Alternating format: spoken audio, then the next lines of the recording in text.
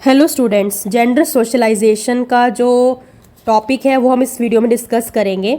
Gender socialisation आखिर होता क्या है? यानी कुछ सोशल एक्सपेक्टेशंस होते हैं जो किसी के एक जेंडर के साथ जुड़े होते हैं। जैसे एक लड़की है तो उसको यही होना चाहिए, उसको वेल बिहेव्ड होना चाहिए, थोड़ी सी शर्मीली होना चाहिए और साथ में स्ट्रांग नहीं होना चाहिए लड़की को, ऐसा समझा जाता है। एक जेंडर स्टीरियोटाइपिंग कर देते हैं।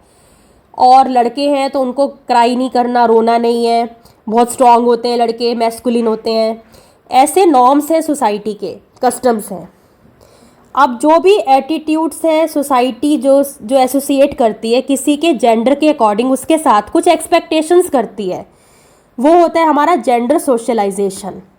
अब जेंडर सोशलाइजेशन क्या है? हमें बताती है कि हम मेल है कि फीमेल है और हमको डिफरेंट वेज में बिहेव करना है।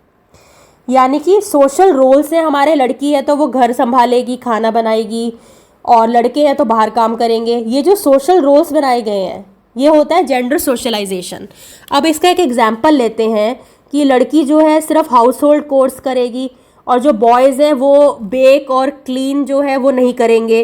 गर्ल्स सीखेंगी बेकिंग, क्लीनिंग, और बॉयज़ जो हैं वो लॉन्स वगैरह मो करेंगे और गार्बेज निकालेंगे घर से बाहर। ये सारे काम लड़कों को दे दिए।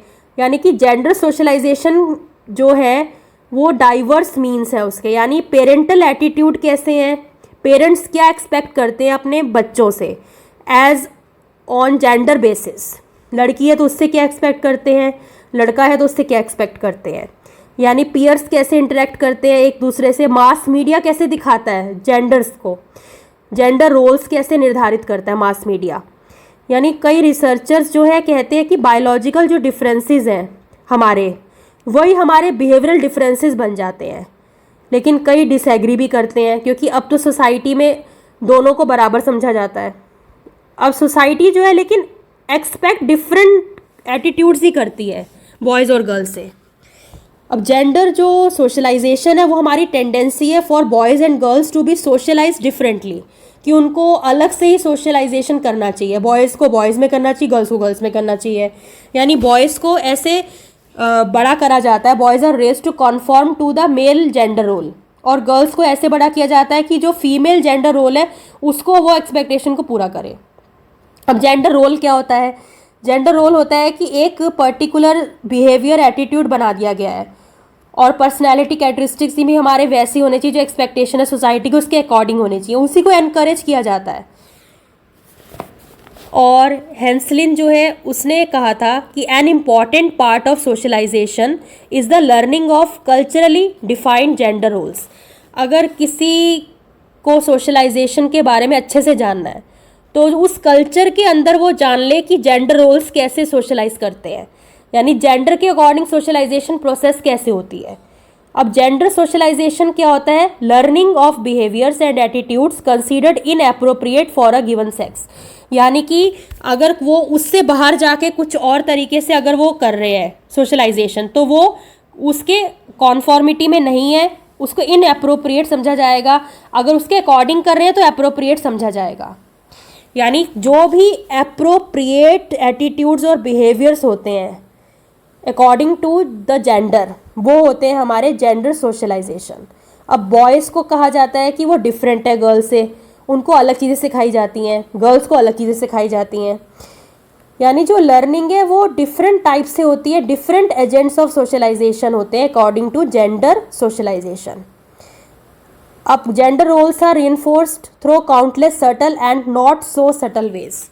अब as parents are present in a child's life from the beginning, their influence in a child's early socialization is very important. क्योंकि पेरेंट्स जो हैं, जो फैमिली है हमारी, सबसे पहले सोशलाइजिंग एजेंट तो वही है। अब उनकी इम्पॉर्टेंस इसलिए ज़्यादा है क्योंकि वही सबसे ज़्यादा इन्फ्लुएंसिंग फैक्टर हैं एक बच्चे की लाइफ में।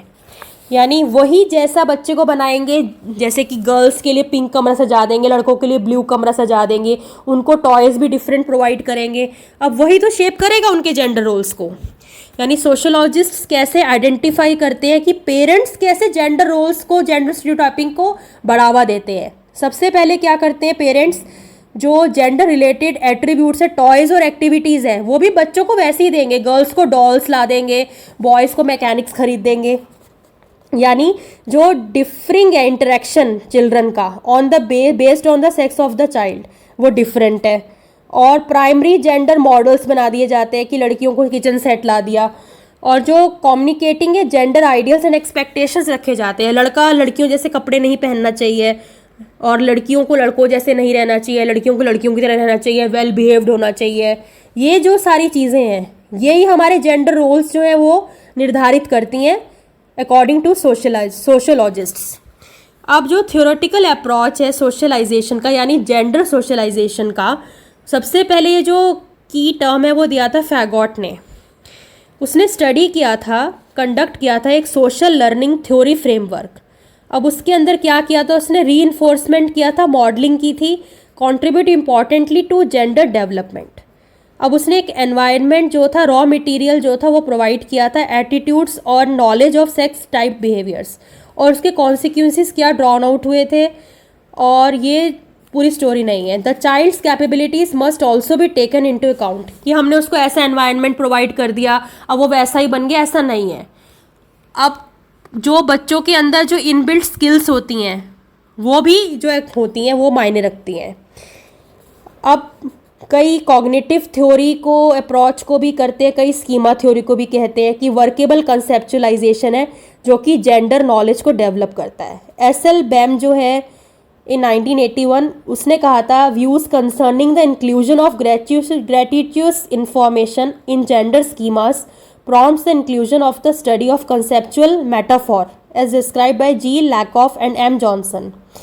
उसने कहा था कि जो recognition है नॉन लिटरल सिमिलैरिटीज़ है और कॉरस्पॉन्डेंस है among the entities as the root by which much that has no necessary connection with gender becomes gendered।